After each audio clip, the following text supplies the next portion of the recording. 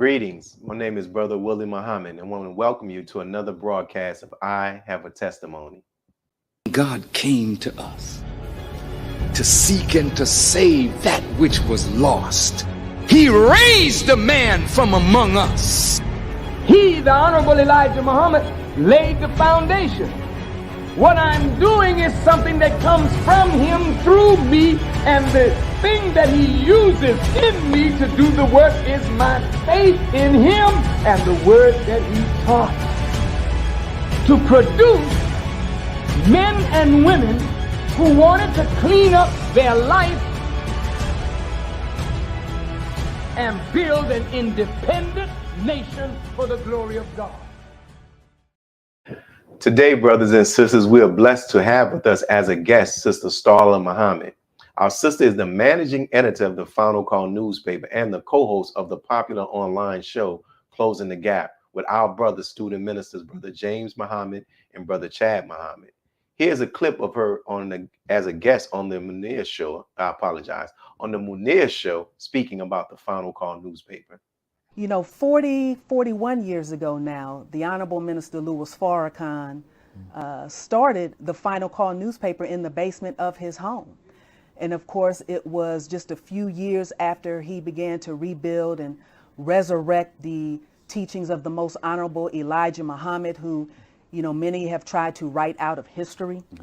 The tremendous contribution to this divine man of God who has left his imprint and mark on the world. And of course, we laud and applaud his students, whether we're talking, of course, of Brother Malcolm X, Muhammad Ali, and of course, the Honorable Minister Louis Farrakhan, Imam Warith Deen Muhammad. But 41 years ago, the minister embarked on a mission to resurrect the teachings of the Most Honorable Elijah Muhammad. And so he began the Final Call newspaper. And it was, as we would call maybe a skeleton crew. It was himself, his daughter, Sister Donna, you know, Mother Khadija Farrakhan, of course. And in the basement of his home, printed out the first edition that came out May of, I believe, 1979. And so here we are 40 years later, which in the world of Black publishing, 40 years is quite an accomplishment, quite a feat. Assalamu alaikum, dear sister. Wa alaikum salam, Brother Willie. Thank you for granting us the opportunity to interview you on the show today, too. All praises due to Allah. I'm so honored and humbled to be on your platform and your program today. Thank you for the invite. Praise be to Allah. We'll get straight to it. So my first question is, and I always like to hear the different journeys that believers took to become members of the Nation of Islam. So I'd like to ask you that first. You know, can you tell us how you learned about the teachings of the Most Honorable Elijah Muhammad and eventually became a registered member? Sure. Yes, sir. Well, first, let me open in the name of Allah, the Beneficent, the Merciful. I bear witness that there is no God but Allah, and I bear witness that Muhammad is his messenger.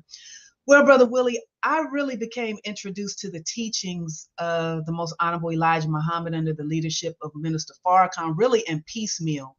But primarily my introduction was through hip hop. You know, I'm a product of what some folks may call the golden age of hip hop, you know, mid to late 80s, early 90s. So during my coming of age, particularly while I was in college, I was being introduced to, you know, groups like Public Enemy, Boogie Down Productions, Brand Nubian, Poor Righteous Teachers. So many of those who would drop little nuggets of wisdom from the teachings in their music or mentioning the ministers' names in their lyrics. That really started me on the road of wanting to delve deeper into Black consciousness, African history, etc. And even some of the imagery associated. I can remember, you know, opening up a cassette, for those who may not know what a cassette is, but opening up Ice Cube's death certificate cassette and seeing, you know, the image of the FOI in their suits and bow ties. So that was really my introduction. And so as time progressed, you know, still in the early 90s, I would occasionally, in the city where I'm from, Columbus, Ohio, would see the FOI on the corner with the Final Call newspaper. And Brother Willie, I would get a paper, but I wouldn't read it. I would just want to support. I'm like, I don't know who these brothers are, but it seems like they're out here doing something positive. So I would get a newspaper. I would maybe look at the cover, but then I would put it down. So a few years later, I think it was in 1993, Student Minister Donnell Muhammad, who is the local representative of the Honorable Minister Louis Farrakhan in Columbus, Ohio, he came to speak at a Black graduation that we were having at Ohio State. And so I heard him, was intrigued, was interested. Of course, the year prior, Spike Lee's film Malcolm X dropped. So at the same time, when the film came out, I was actually taking a Black literature class where the autobiography of Malcolm X was required reading. And so I delved into the book, I delved into the film. But the one thing, and I didn't understand it then, in the book as well as in the film, when it got to the part where Malcolm broke with the Most Honorable Elijah Muhammad, I felt some type of way. I didn't know why, but I was disappointed like at that decision. And granted, by then, I still wasn't quite sure who the Most Honorable Elijah Muhammad really was. But my journey continued. And then finally, January 1st, 1995, I went to the mosque in Columbus, mosque number 43, for the very first time. Actually, back up a little bit. Prior to that, I think it was in either 93 or 94, I was in a record store in Columbus, and I heard a commercial come on the radio stating that the Honorable Minister Louis Farrakhan was going to be coming to speak in Columbus. And so there was something that just in my soul that was speaking to me saying, Starla, you need to go hear this man. So I heard the minister for the first time that year. A short time later, came out and visited the mosque for the very first time. It was actually January 1st, 1995, is when I first stepped foot into mosque number 43 in Columbus, accepted immediately that day. So I always will forever be grateful for Student Minister Donnell Muhammad in Columbus, his wife, Sister Shirley, and my family at Mosque 43 for accepting me with so much love and kindness and gentleness, and for providing me with such a firm and solid foundation as I began my journey in Islam. Think about that. Went from just getting in paper, but not reading and supporting to where you are today. And inshallah, we'll talk about that. So, in your time as a registered Muslim, what would you say has been one of your most rewarding moments? That's a good one, because there's been so many rewarding moments in my journey, but I'd have to say one that is right there at the top. I was blessed with the opportunity to interview the minister along with our editor-in-chief, Brother Naba Muhammad, and then former assistant editor, Brother Ashad Muhammad, in January of 2013. It was for our year in review, New Year outlook. And it was actually broadcast. And that was my first time ever that I had ever done something on camera. I'm used to, and still really used to, being behind the scenes and writing. But what made that so special and rewarding is actually how that assignment came about. Originally, the interviewers that were going to be speaking with the minister, it was going to be, of course, Brother Naba, who then was still known as Brother Richard, Brother Ashad, and then remotely our great senior editor and former Muhammad Speaks editor, the late great Brother Askia Muhammad. May Allah forever be pleased with our dear brother. But it was relayed to me later that during discussions and planning with the minister, when it was, stated who was going to be, interviewing, then the minister reportedly asked, well, how about also Sister Starla? Now, granted, at that time, I was still a staff writer, and, it was so humbling because I'm like, who, me? The minister, knows my name. I was like shocked. But that was such a memorable moment. And then if you recall, after that interview was when the minister launched the Time and What Must Be Done lecture series. But really kind of the first part of that was that year in review, looking ahead to 2013 broadcast that we did. So that was definitely a memorable moment and a highlight. Wow. And you mentioned about how you were part of the staff at that time. So can you share with the viewing audience, how did you become a part of the actual Final Call staff? Sure. Well, my very first article that was published in the Final Call was, I believe, actually December of 1995. No, I take that back. I think it was the following year, 1996. So even though my background or my major was in journalism, I really had no intention or interest of going into reporting or broadcast or anything like that. But I moved to the Chicago area in 2009. Prior to that, I was based in Phoenix, where I had been in Phoenix since around 1998. And so occasionally, every once in a while, I would send articles into the paper just from the community events and things like that that were happening in the Phoenix area. And it wasn't anything that I did really regularly, just, every blue moon, every once in a while.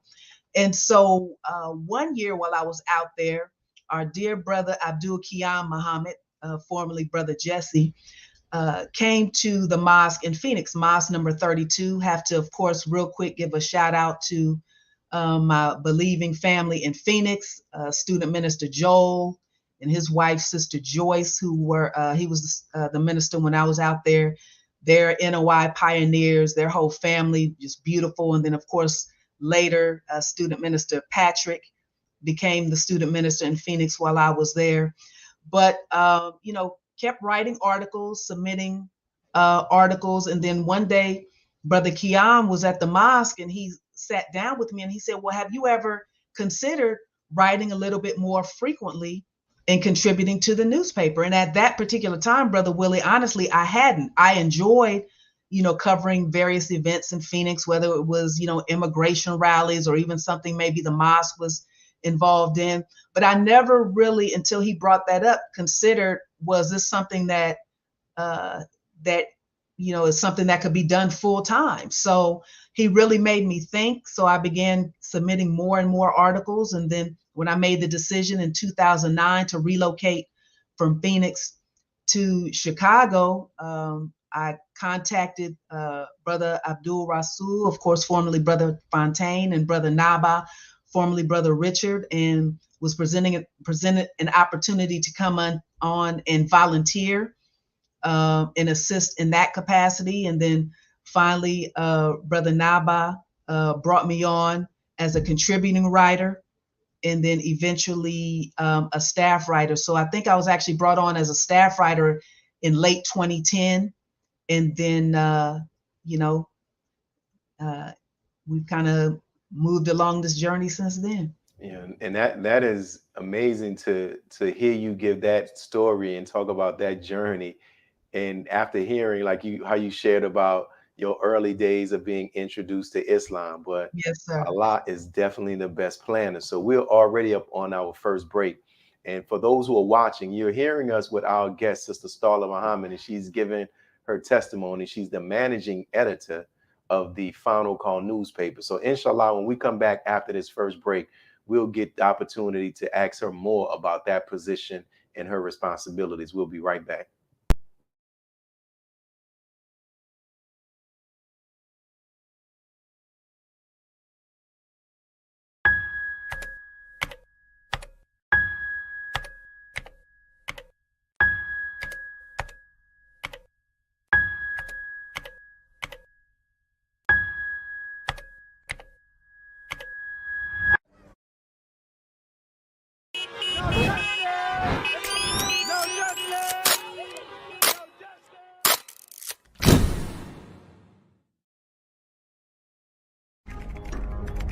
Be a part of the force that powers truth in journalism.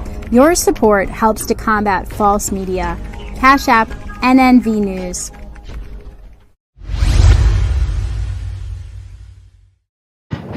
So we're back to continue this interview with our Sister Starla Muhammad, who shared with us how she came into the Nation of Islam. One of her most memorable moments being able to, interview the Honorable Minister Louis Farrakhan as part of the staff, you know, and I would like to interview the minister as well. So something I'm praying for.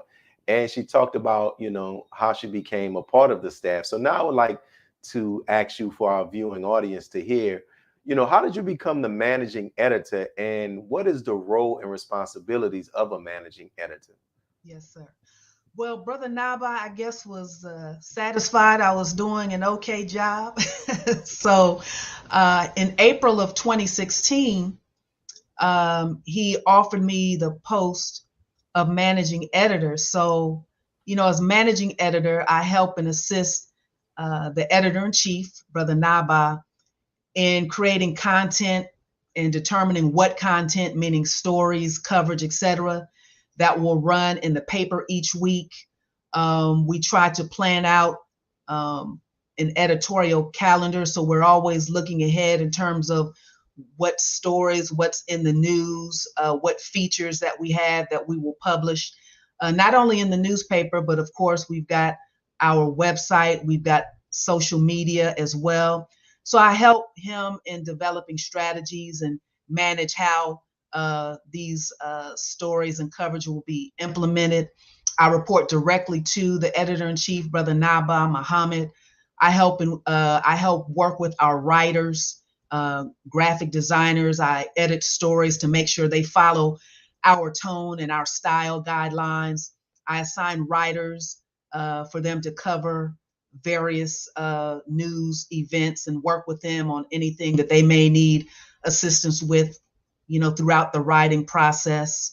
But it's really a you know, collaborative effort, and you know, so that's what I do. Every once in a while, I don't write as much as I used to, of course, when I was a staff writer. But you know, there are times where I need to jump in there and you know, cover events or stories, and so I still, of course, you know, am a journalist at heart, so I still also write. And thank you. And you mentioned our brother several times, brother Naba, formerly Brother Richard Muhammad. So in preparation for this interview, you also sent me some photographs of you and the editor. Yes. Can you share with us some of the lessons you've learned from him that helps you in your current role? Oh, sure. I mean, honestly, I've learned so many valuable lessons from Brother Naba in the years that I've been blessed to labor in this cause. You know, he's not only, you know, my boss, so to speak, but he's really, really a true friend, and more importantly, a big brother and a mentor.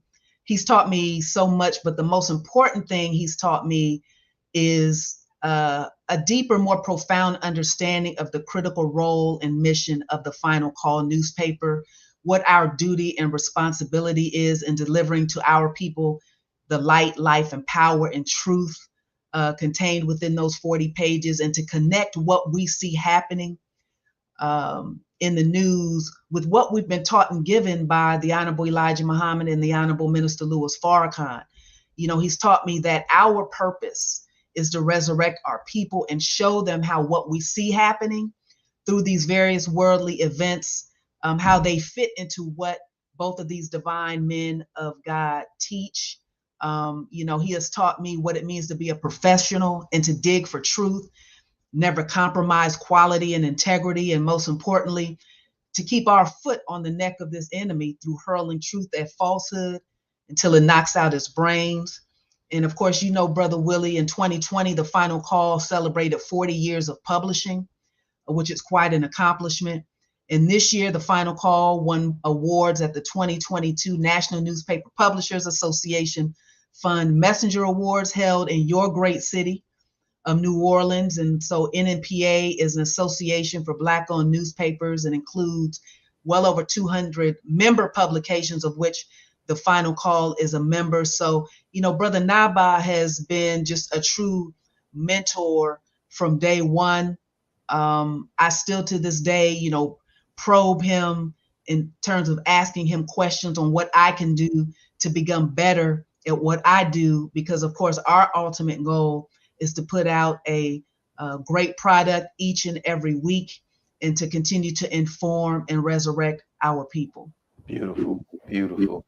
And Talking about, as a staff member, as a writer, is a question that I wanted to ask, is also in regards to working to develop for questions, and I do some writing as well.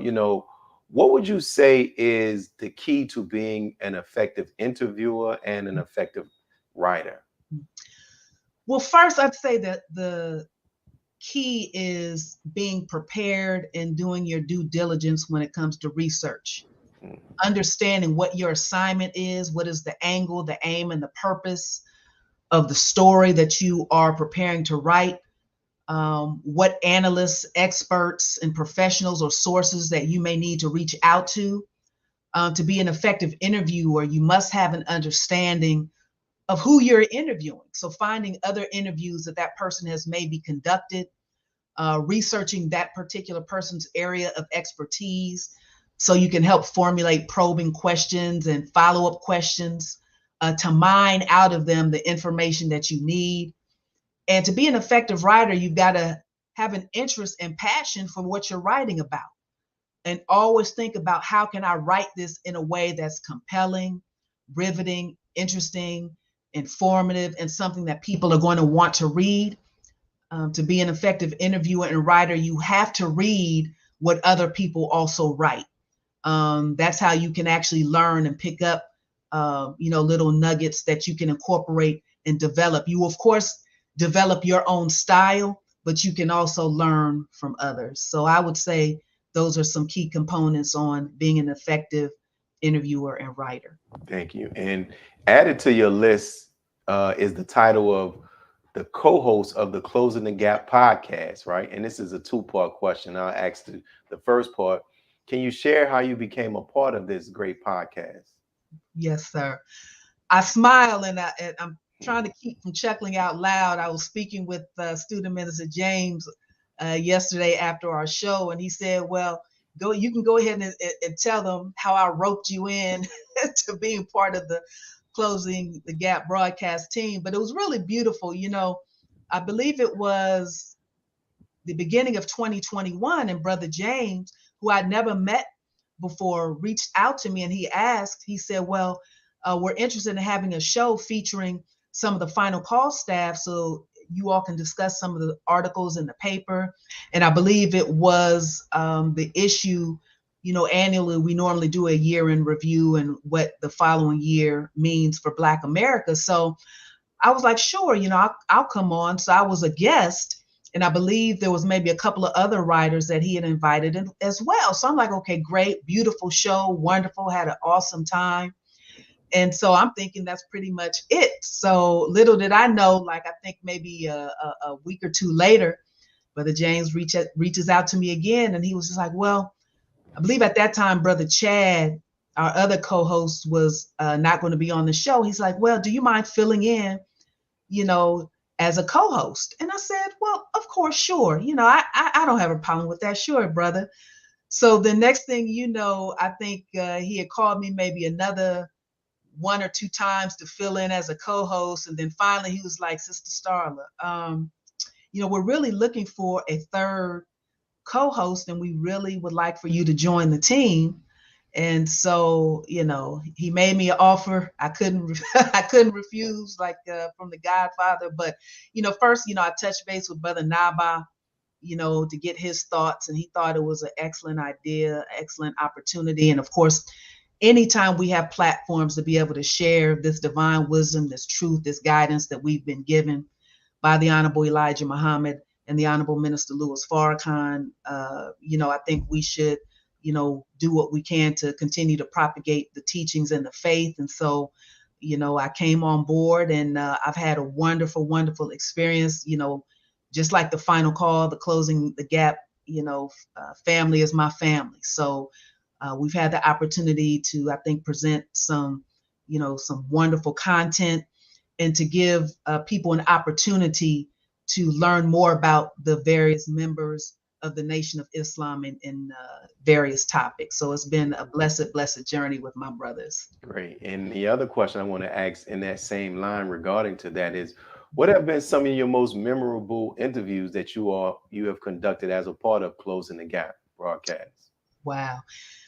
That's another difficult question because, each and every week, I learned so much from the various guests that we have been blessed to have on the program. So, of course, anytime we have Student Minister Ishmael Muhammad, the National Assistant to the Honorable Minister Louis Farrakhan, he's always a popular guest.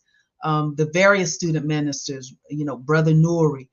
Of course, I really enjoy the show, and I'm not just saying that because I'm on your show, but the show that we had with you and with Sister Captain Christina Muhammad talking about, conflict resolution and, preparing for these tumultuous times. So, it's really difficult. That's like asking me what's been like my favorite issue of the Final Call newspaper that has come out this year. I can't, I can't choose. And so, with Closing the Gap, it's just, again, a beautiful opportunity. There's been so many guests that, have touched me personally, that I've learned from, that I continue to learn from. And so it's just been an awesome, awesome and blessed opportunity. Beautiful. And I definitely understand you all do come together with some very good quality shows and also with some great guests. So I appreciate your response. And we're coming up on our next break, dear sister, but I'm enjoying the interview and I can't wait to have the opportunity to ask you these other questions so the audience can hear your responses to them, especially this next one we're going to talk about, inshallah, after this break. So we'll be right back. Tag somebody, share this, hit the like button, hit the subscribe button, comment, brothers and sisters. We were interested in hearing your feedback in regards to what our sister is saying. So we'll be right back with more of this interview with Sister Starla Muhammad. Be a part of the force that powers truth in journalism. Your support helps to combat false media. Cash App, NNV News. AsiaticMinds.com, the curriculum of study from the University of God's Mind. Education that enhances the quality of learning through a virtual school system. The science of mathematics, communication, and deductive reasoning. Our children are the future. Invest in your destiny.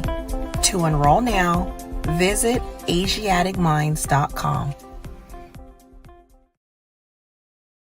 Worldwide, 24 hours a day, 7 days a week. Download the Final Call radio app and take us everywhere. On your phone, on your computer, on your tablet, on Instagram, Facebook, and Twitter. You can also log on to finalcall.com and click the Listen Live button or finalcallradio.com. Final Call Radio, the official voice of the Honorable Minister Louis Farrakhan and the Nation of Islam. Thank you for tuning in to NNV News. Please share your thoughts with us in the comments section below. Follow us on social media at NNV News, and please subscribe to our YouTube channel, National Network View. This is Clifton Muhammad with NNVnews.com.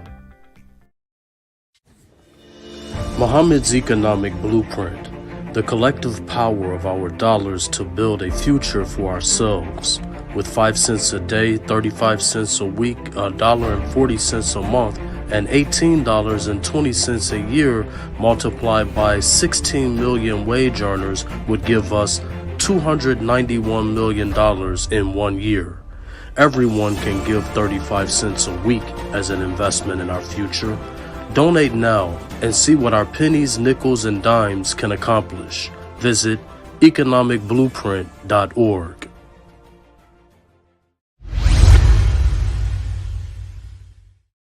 And we're back to hear more of this interview with our Sister Starla Muhammad. She's the managing editor for the Final Call newspaper. Now, you've been blessed to meet and be in a photograph with the Honorable Minister Louis Farrakhan. So can you share with the viewers the backstory of this photograph?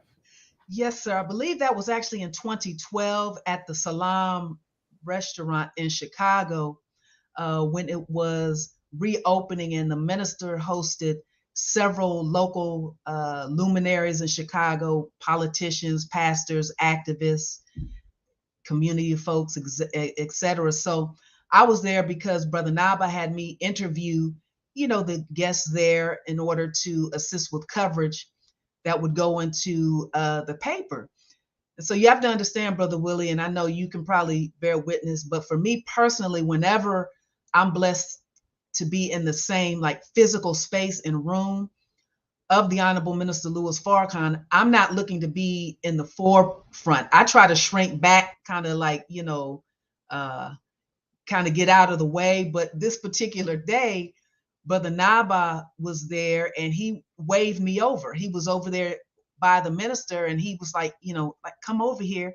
And he just introduced me. And this was, of course, prior to that 2013 interview. So this was, my first time being part of the Final Call staff that I was introduced to the minister. So I was blessed to be introduced to him by Brother Naba, and blessed to have my picture taken with him that joyous day. So you can see I was all teeth. I see that. And since we are talking about the Honorable Minister Louis Farrakhan, has there been any time where the minister has shared with you, even as a staff and you were part of it, guidance that can help you in your current position? Oh, for sure. I think he's shared so many jewels of wisdom, but one thing in particular that I think stands out to me is not too long ago, I was blessed to be able to speak with the minister on a Monday on behalf of Brother Naba. And for those who may not know, Monday is the day that the Final Call, that's our press day. That's the day that we put the paper to bed in order for it to go to press so we can print it out and get it out there to the people. So we were reviewing the paper, and the minister, of course, he's looking through the paper and he asked questions on various stories. But one of the things he said this particular time, he said, we have to dig deeper in our writing, in our reporting. And he said, and I remember this clearly, he said, if we're just reporting what people are telling us without raising and asking questions, then we don't get to the root of what we need. He said, as writers, if we ask better, deeper, more probing questions, we'll get better answers and be able to mine out of people what we need to get to the root of the story. He said we need to look behind what people give us. And so that was just a particular piece of advice, that sticks with me. The minister sharing that. And of course, I was blessed. Anytime the minister shares something, and I happen to be on the call, then I, of course, relay this information to the staff, because of course, he wants us all to get better and to give our readers the type of coverage that they deserve. Beautiful response. And I'll ask you this question. This is really just another way of me asking the people. I normally ask our guests, can they share some, if they had to testify about a quality about the minister. So this is just another way of asking that. Have you heard or seen any interactions of the Honorable Minister Louis Farrakhan with others that displays how much of a wonderful human being he is, or even personal experiences? Yes, sir. Actually, both. I mean, just observing and studying the minister when he is among,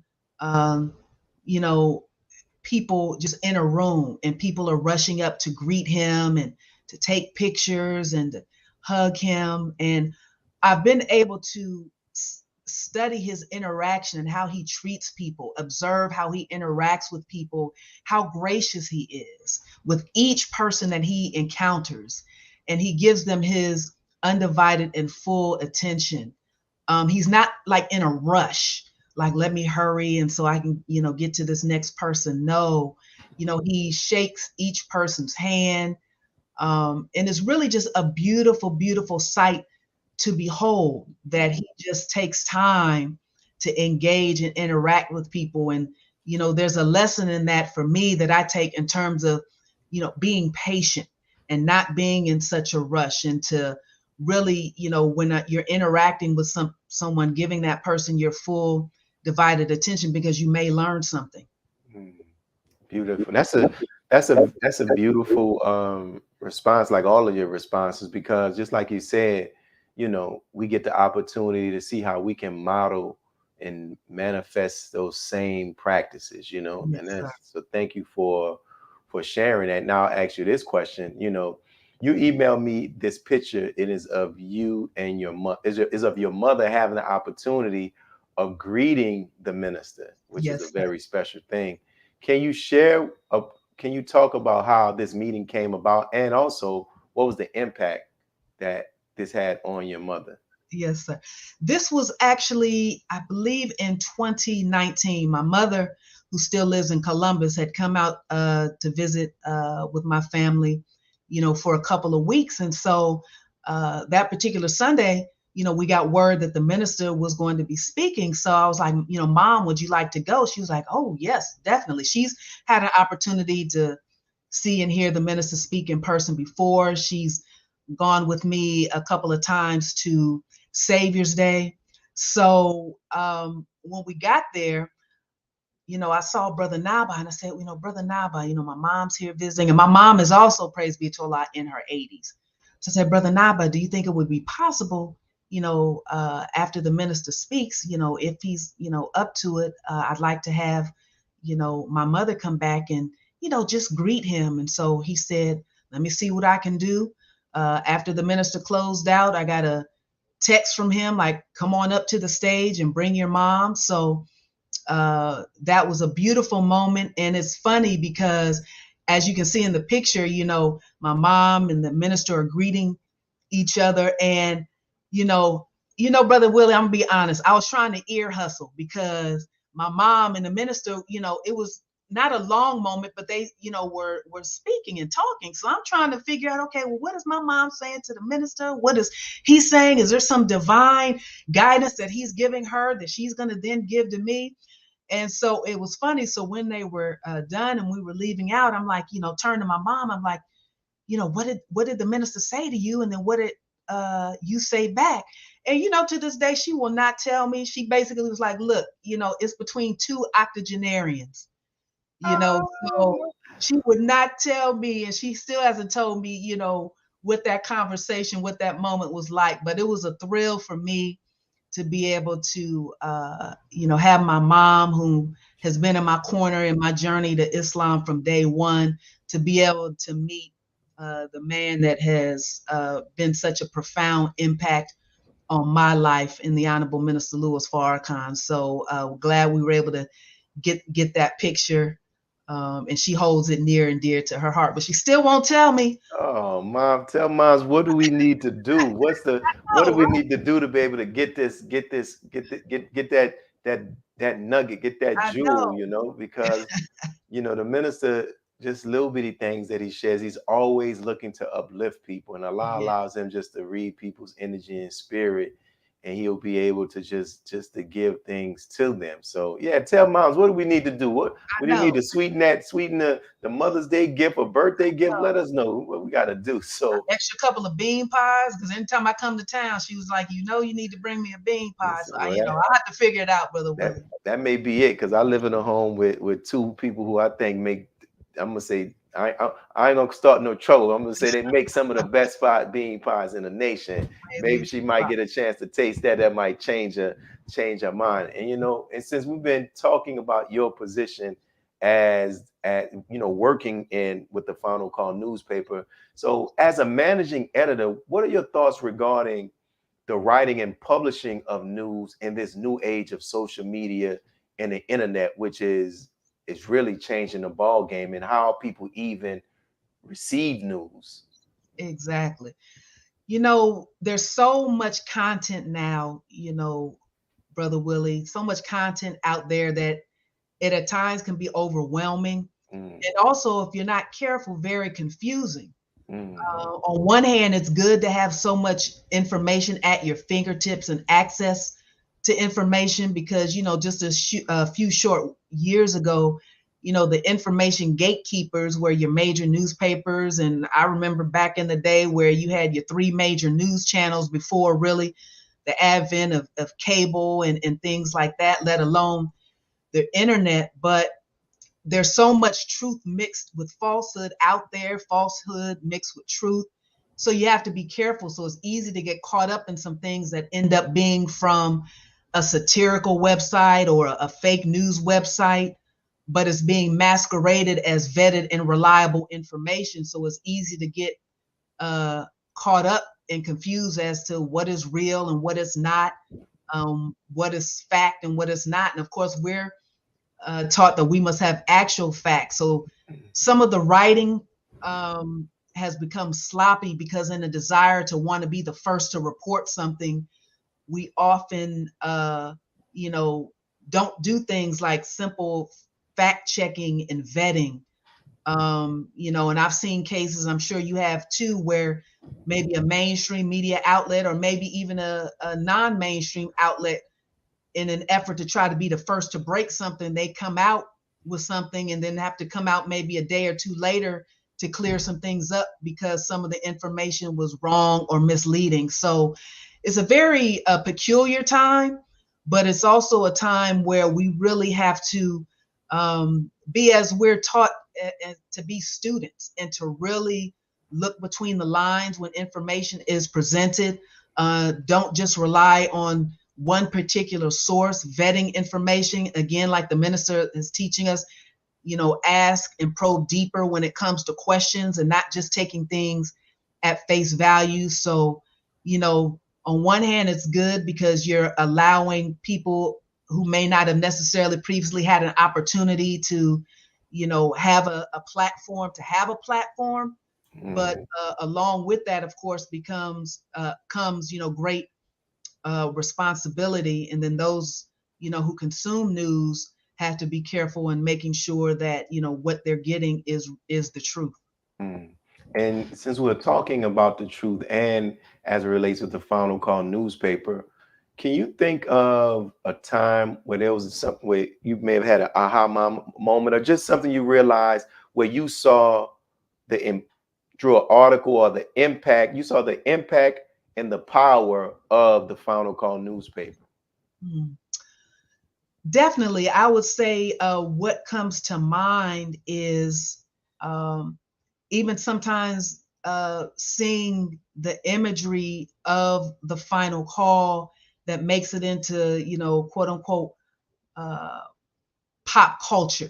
So, for example, I think for those of us a few years ago, and I can't remember the song by our sister, but Beyonce released a music video. And then in that video, someone had held up a copy of the paper had the trumpet and it said the truth. It was, and you could it was our cover. It was the cover that we had featuring Reverend Dr. Martin Luther King Jr. But just that imagery of seeing the final call now go around the world because a tremendous artist like a Beyonce, had the courage to have that in her music video. Also, I think, I've gotten personal, whether it's emails or calls, or even when I happen to be out on an assignment and people will talk about, man, I love the final call. I get it every week. I'm in tune with the articles. This is the only paper I get, or I get this paper along with, other publications. But, the work that we do, it's a mission. And it's a mission that I am so thankful to be a part of. But I think we can't overlook just the tremendous impact that the final call has had on our people over these past 40 years. And of course, we stand on the shoulders of the mighty Muhammad Speaks, of course, published and brought to us by the Most Honorable Elijah Muhammad. And the final call is an extension of that. I like that example that you gave about with the Beyonce, because in that song, she's playing on words. Come on, ladies, let's get information, line up. But then, come on, ladies, let's get information. And then, like you said in the video, the only thing in the video that can be a place where you can point somebody to information is the Final Call newspaper. And probably out of a concern of not being sued, they changed the Final Call. I forgot they had a cover, but Right. they changed the name. I don't know if they said the truth or something Right. like that. It said the truth. Still have the trumpet. So he's like, you already know. And I Think believe, about if it. I'm not mistaken, there was a brother in the video, a suit and bow tie. Yeah, he was holding it. It was a brother with a suit and Right, bow right. tie holding it. You know, And what a big plug, what a big confirmation for us that she will be able to use that. And I bet you we go on YouTube now, the amount of people that have seen that video is in the over the millions, in the Yes, tens sir. and 20s of millions. So we're coming up on our last break, and we appreciate everybody that are making comments. And if you have any questions that you would like us to ask our sister, this is the opportunity to put them in the chat that we can ask them, because if not, I have more that I want to ask our sister, and we'll be back to continue this dynamic interview with our sister Starla Muhammad. Be a part of the force that powers truth in journalism. Your support helps us to highlight solutions for a brighter tomorrow. Go to nnvnews.com/donate.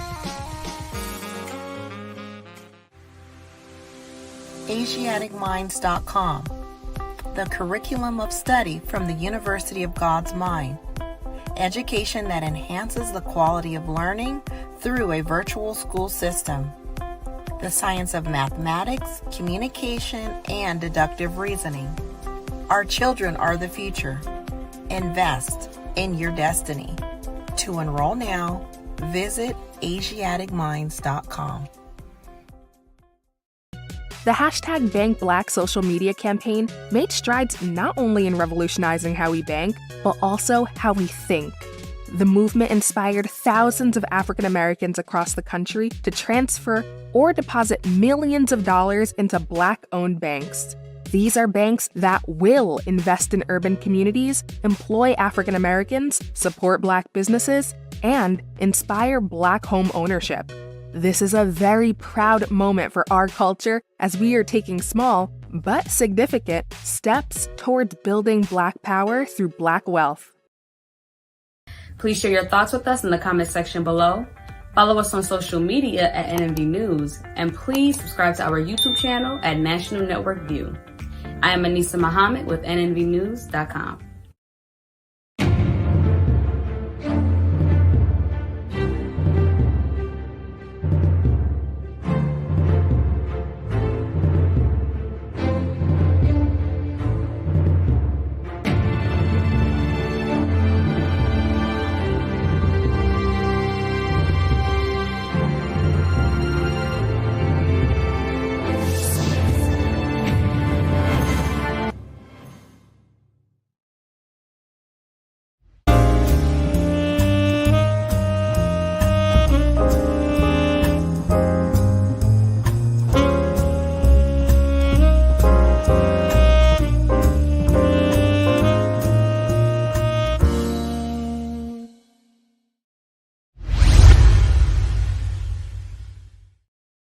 And we're back to have more of this interview with our sister Starla Muhammad. And one of the viewers that wanted to ask this question, and we'll ask, it says, how many hours do you work, and what is your typical day like? How long does it take to publish one issue of the Final Call newspaper? And thank you, Lita Muhammad. Praise be to Allah.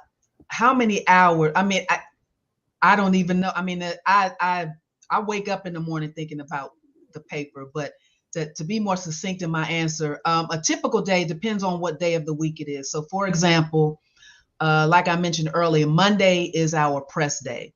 So all day Monday, what we're doing is we've had an opportunity on Friday to send the paper, the draft pages, to the minister for him to review the pages. So on Mondays, we're just fine tuning, going through each and every page, proofreading the articles again, looking at the photos, making sure they're impactful photos, looking at the captions, making sure, as they say, every T is crossed, every I is dotted. And so Monday is a high pressure day because we have a particular time that we need to have all the pages done and uploaded to the press so that the printing process can begin. But the very next day on Tuesday, Brother Naba and I are normally communicating with each other about, okay, what are we looking at for the next issue? So even though sometimes on Tuesday, we sometimes refer that to that as our off day, but we're never really off, but we're planning, looking ahead. Okay, what are we going to have the writers work on this week? What writer is going to be covering this particular story? We're also, of course, during the week looking at content that has been sent in either from other writers or what content, in case we do need to pull content from other press agencies like Press TV, Associated Press, things like that, to determine what we're going to run in those sections. Then usually on Wednesdays, we'll have a meeting with the staff in terms of the writers, even sometimes production, to talk about assignments, medium, short-term, medium, long range assignments with the writers, and then any projects that are maybe coming down the pike in terms of our production assistance, in terms of, is there a new ad that we need to design for books or messages or things of that nature. So it's really I don't think there's really a day that myself and Brother Naba is not working on some aspect of the paper. But it's a labor of love. And I really mean that sincerely, because to me, is it stressful? Of course. Is it hard work? Yes. Is it a commitment? Is it a mission? All of the above. But, there's nothing I would rather be doing. So, even when I'm supposed to be, taking a few steps back and maybe taking a couple of hours or what have you, it's like I can't make myself do it. I'm still thinking about I'm still thinking about the paper and the mission. So I work probably 7 days a week, dedicated, probably where I'm at the computer actually looking at aspects of the paper, probably at least 5 of those days. Then the other couple of days texting Brother Naba, hey, did you see this story broke? Okay, who are we going to have work on this? What do you think about this or that? So it can sometimes be 24/7, but I don't mind. Beautiful. And I want to ask you this question, because you sent me this image as we were collecting the B-roll for the interview. You had the opportunity to have one of your articles to appear in the legendary Hip Hop Source magazine. So how did it feel to have that accomplishment? And can you talk more about the article? Sure.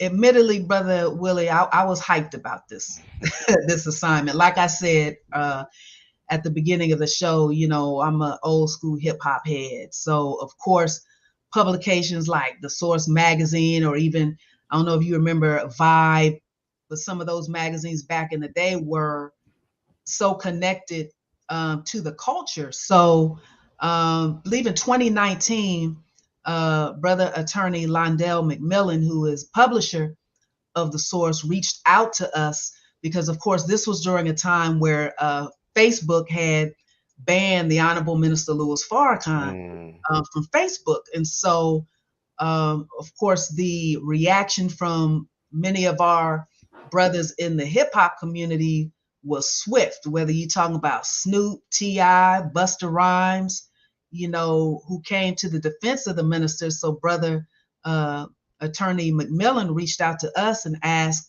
would we be willing to, with the final call, be willing to write an article that could be published in the Source magazine with regard to the minister and his connection and importance to hip hop. So Brother Naba said, well, Sister Starla, why don't you go ahead and do the article?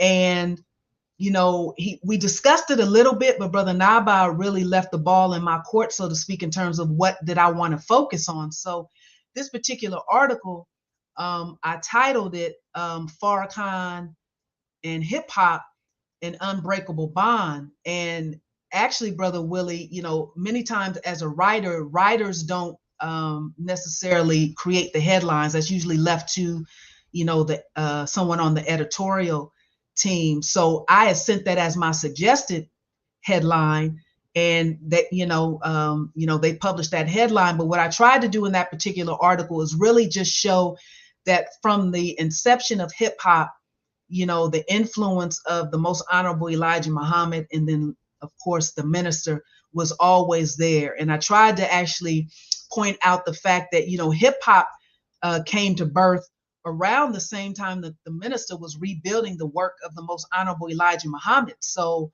that bond, that link has been there since the beginning. So we had an opportunity to, of course, add some analysis and insight from some hip hop artists and their love of the minister and their defense of him.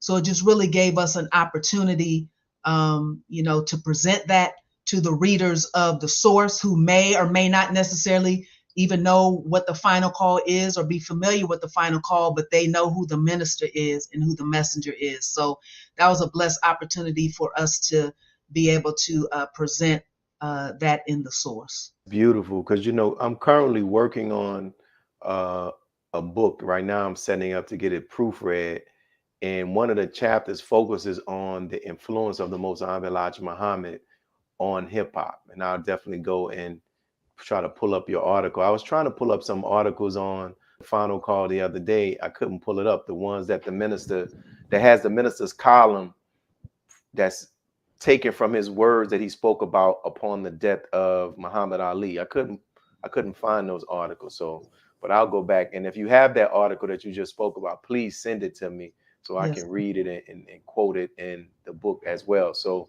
as we come to our last question, in closing, are there any words that, or is there anything you want to share that you didn't have the opportunity to share? Maybe because I didn't ask the question or not. This is your opportunity to do so. Well, first, I just want to thank you again, Brother Willie, for this opportunity. I'm truly, truly honored to be on this platform. I have a testimony. I feel like I've made it now. I have a testimony, but I really thank you. I thank your viewing and listening audience. And I just want to encourage those who may be tuning in. If you're not familiar with the Final Call newspaper, our work, our mission, if you would like to find out more about the Nation of Islam, the Most Honorable Elijah Muhammad, the Honorable Minister Louis Farrakhan, visit the website, visit www.finalcall.com and read our content. Read, of course, not only the news articles, but the columns by the Honorable Minister Louis Farrakhan, the Most Honorable Elijah Muhammad. You can take out a digital subscription if you're not old school like myself and still like to have, the mass of having, physical paper. But I just encourage you, to visit the website, take out a subscription. When you see the brothers of the FOI in your communities with the paper, grab one for yourself, grab one for a family member or a friend, and just read the content. Nobody's saying you don't have to read anything else, but, while you're reading, other publications, include the Final Call in your periodical selections. And that is definitely the truth. Thank you, sister, and for a wonderful job. I like you're so poised, as the word I have. You're so poised. But thank you for the work that you're doing, sister. Thank you, sir. I continue to bless you that what you're doing with the Final Call newspaper and what you're doing with Closing the Gap as well. And we see that we have the information with the Final Call. So make sure your viewers go and check it out. May Allah continue to bless you and your family. Give them the greetings. And thank you again. Likewise. Thank you, Brother Willie. Assalamu alaikum. Wa alaikum salam. And for our guests that are on, we thank each and every one of you all who are on, even those who made comments in the comment section. We see your comments and those who've asked questions. And now what we'll do, brothers and sisters, we'll go to our closing announcements. Here in the city of New Orleans, we're still working to pay off our mortgage. We're down a significant amount. We have only like 127,000 maybe left on the mortgage. It was 277. So we started off, we kicked off $100 from 1,400 people. So we're down to like 1,200 people, a little under 1,200 that have given $100. Whatever you can give, family, we would greatly appreciate it if you can even share the flyer. So That's where you can give it to us on Cash App, GoFundMe, and PayPal. And in addition to this, what we have here in the city of New Orleans as well, we have where we are praying, right? We are offering prayers for those who are in need. We started this during this whole COVID-19 pandemic, you know, so please submit your names and we'll pray for you outside of this COVID-19, and we would appreciate it. Submit your names, we'll add it to our prayer group. In addition to that, what we're doing as well, these are some of the books by your brother. I have a children's book that was recently released last year. Then I have another book that has been recently released titled About Conflict Resolution. And as you heard me say in the interview, I'm working on another book that's titled How Could They Love the Fruit But Hate the Tree? So go to mas46.org. You can go to Amazon and support your brother and get these books. And I look forward to your feedback. And then lastly, thank you all for tuning in to NNV. Once again, make sure you subscribe to NNV.